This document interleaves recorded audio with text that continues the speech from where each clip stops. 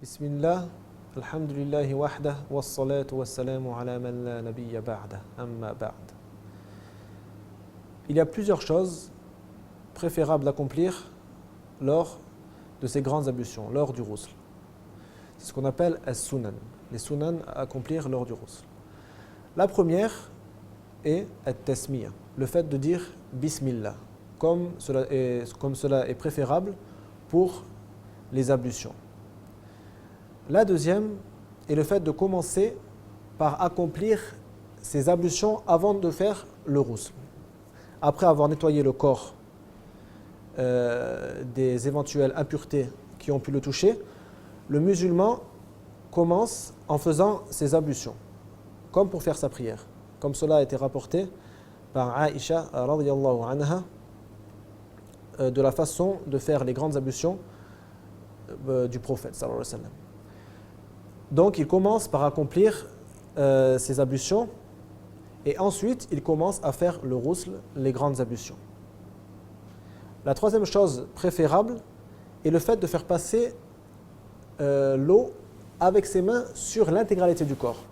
Donc il doit frotter avec ses mains sur l'intégralité du corps selon sa capacité.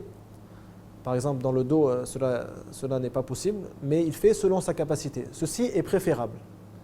Et ce n'est pas obligatoire. Les savants ont divergé sur cette question. Certains savants comme l'imam Malik voient que cela est obligatoire et d'autres comme l'imam Shafi'i voient que cela est seulement préférable. Et ceci est l'avis le plus juste.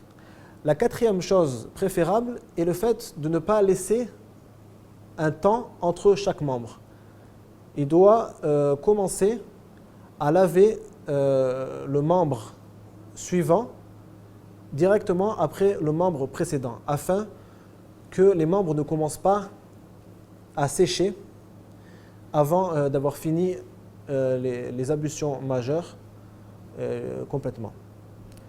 La dernière chose qu'il est préférable lors des ablutions majeures est le fait de commencer par la droite.